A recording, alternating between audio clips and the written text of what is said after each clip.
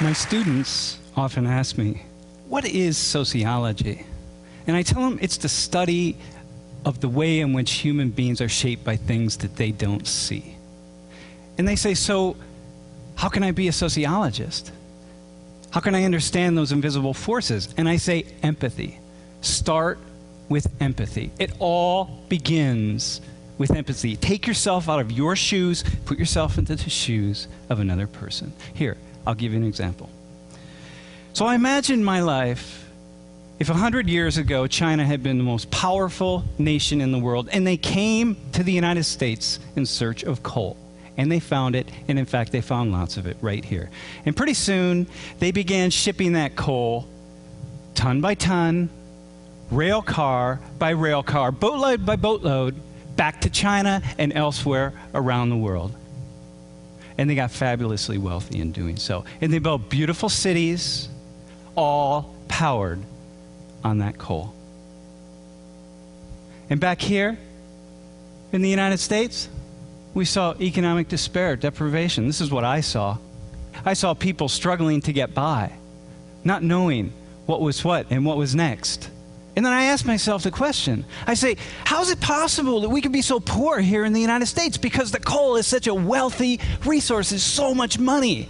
And I realized because the Chinese ingratiated themselves with a small ruling class here in the United States who stole all of that money and all of that wealth for themselves. And the rest of us, the vast majority of us, struggle to get by. And the Chinese gave this small ruling elite loads of military weapons and sophisticated technology in order to ensure that people like me would not speak out against this relationship. Does this sound familiar? And they did things like train Americans to help protect the coal. And everywhere were symbols of the Chinese. Everywhere, a constant reminder.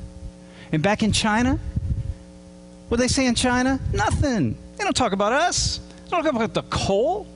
If you ask them, they'll say, well, you know, the coal, we need the coal. I mean, come on. I'm not going to turn down my thermostat. You can't expect that.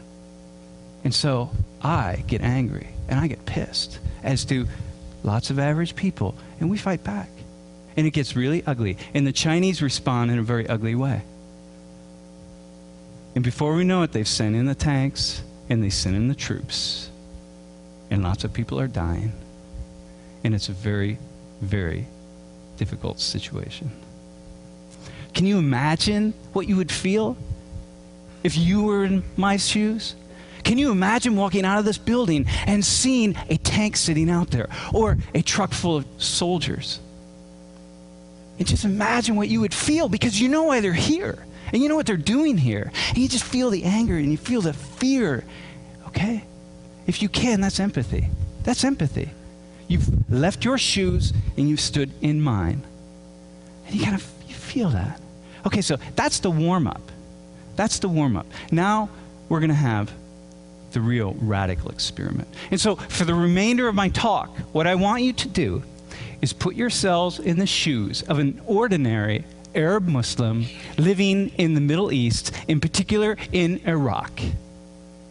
Okay?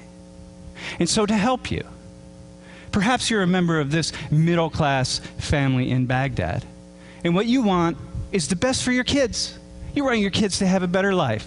And you watch the news, you pay attention, you read the newspaper, you go down to the coffee shop with your friends, and you read the newspapers from around the world, and sometimes you even watch satellite, CNN, from the United States, so you have a sense of what the Americans are thinking. But really, you just want a better life for yourself. That's what you want. You're Arab Muslim living in Iraq. You want a better life for yourself. So here, let me help you. Let me help you with some things that you might be thinking. Number one, this incursion into your land, these past 20 years and before, the reason anyone's interested in your land, in particular the United States, it's oil. Come on, it's all about oil. You know that. Everybody knows that. People here back in the United States know it's about oil. Right? It's because somebody else has a design for your resource. It's your resource. It's not somebody else's, right? It's your land. It's your resource. Somebody else has a design for it. And you know why they have a design? You know why they have their eyes set on it? Because they have an entire economic system that's dependent on that oil. Foreign oil. Oil from other parts of the world that they don't own. And what else do you think about these people? Well, the Americans, they're rich. Come on, they live in big houses. They have big cars. They all have blonde hair, blue eyes. They're happy. You think that. It's not true, of course, but that's the media impression. That's like what you get. And they have big cities. And the cities are all dependent on oil. And back home, what do you see? Poverty, despair, struggle. Look, you don't live in a wealthy country. I mean, this is Iraq.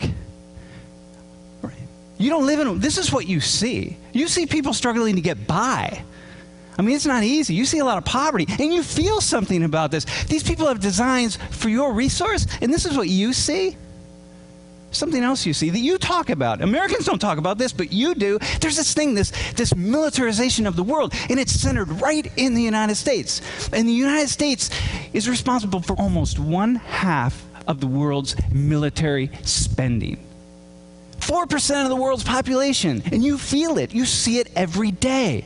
It's part of your life. And you talk about it. With your friends, you read about it.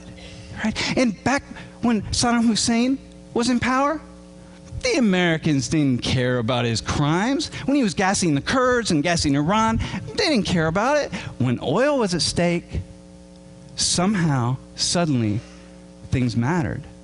Right? And what you see, something else, the United States, the hub of democracy around the world, they don't seem to really be supporting democratic countries all around the world. There are a lot of countries, oil-producing countries, that aren't very democratic, but supported by the United States.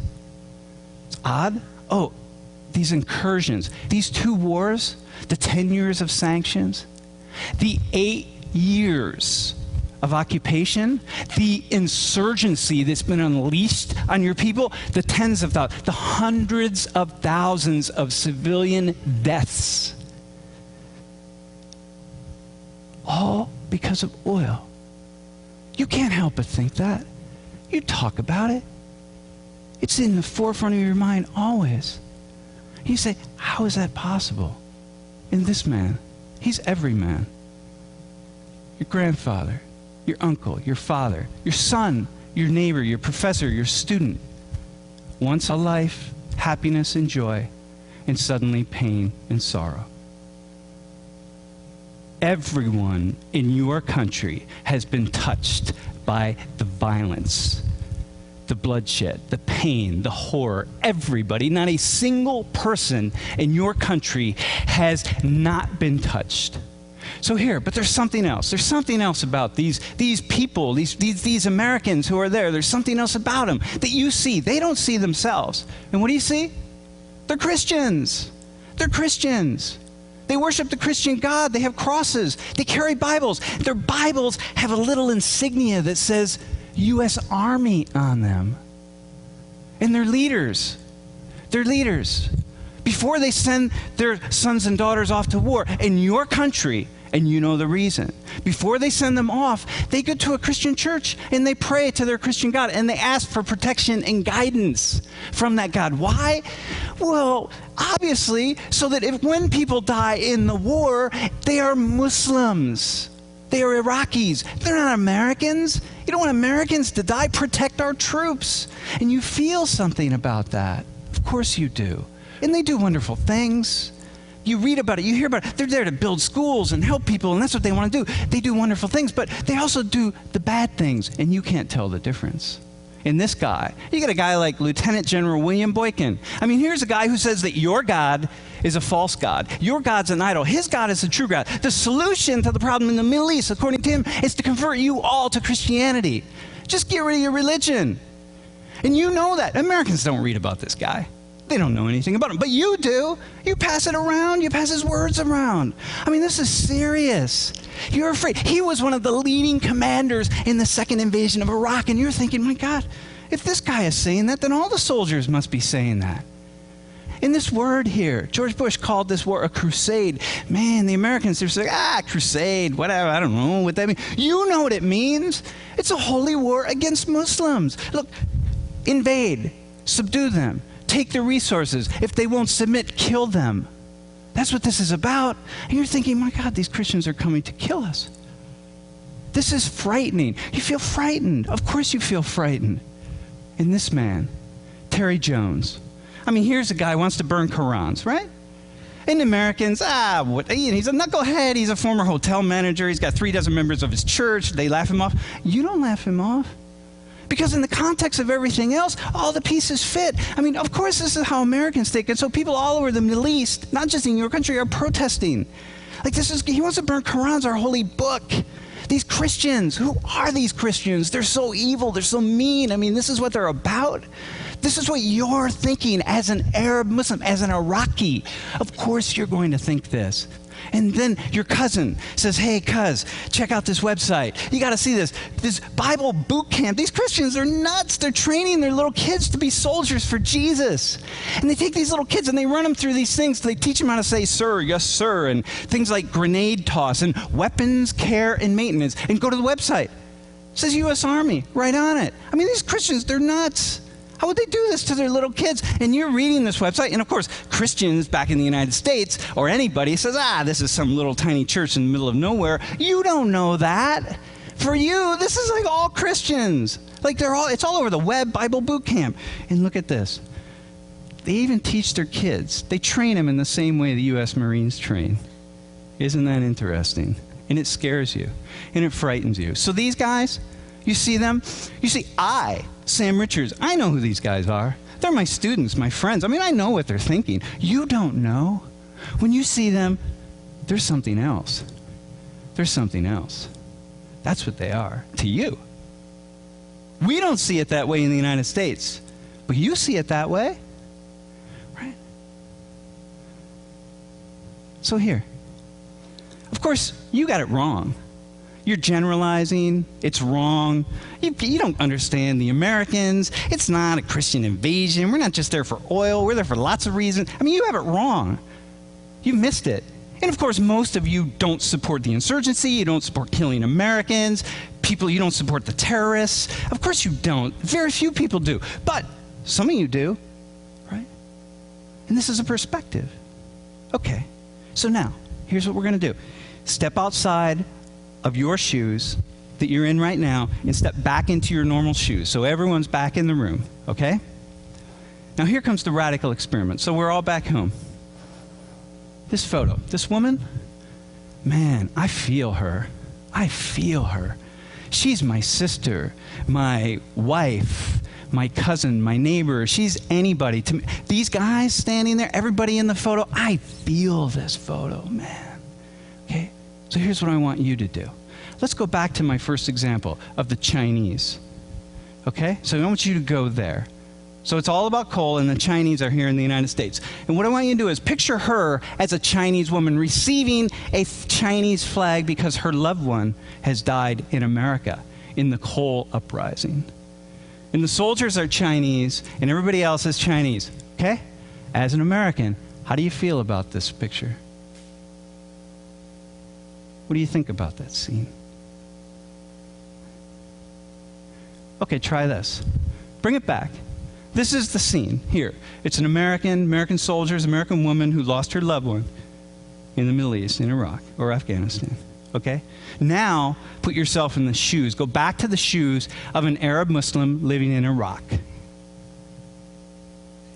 What are you feeling and thinking about this photo, about this woman?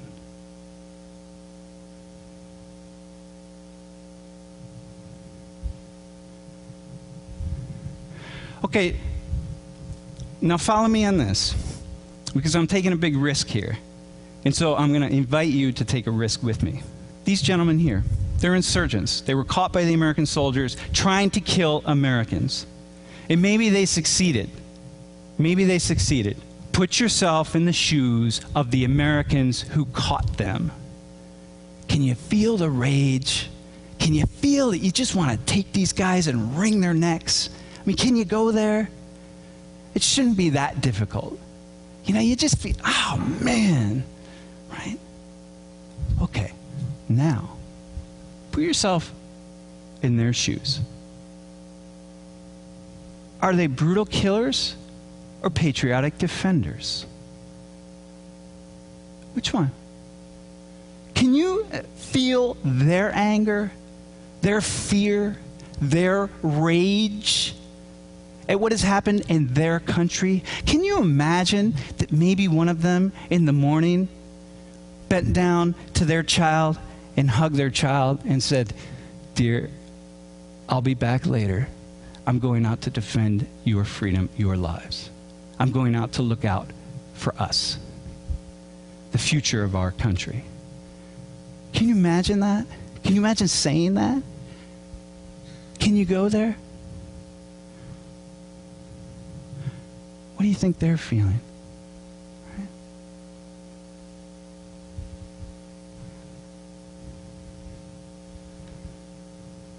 You see, that's empathy. It's also understanding. Now, you might ask, okay, Sam, so why do you do this sort of thing? Like, why would you use this example of all examples? And I say, because. You're allowed to hate these people, right? You're allowed to, just hate them with every fiber of your being. And if I can get you to step into their shoes and walk an inch, one tiny inch, then imagine the kind of sociological analysis that you can do in all other aspects of your life.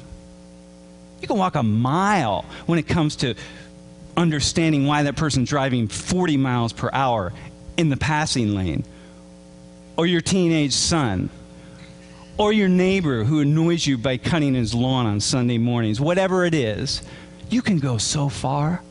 And this is what I tell my students. Step outside of your tiny little world. Step inside of the tiny little world of somebody else. And then do it again, and do it again, and do it again. And suddenly, all these tiny little worlds, they come together in this complex web, and they build a big, complex world. And suddenly, without realizing it, you're seeing the world differently. Everything has changed. Everything in your life has changed. And that's, of course, what this is about. Attend to other lives, other visions. Listen to other people, enlighten ourselves. I'm not saying that I support the terrorists in Iraq, but as a sociologist, what I am saying is I understand. And now perhaps you do too. Thank you.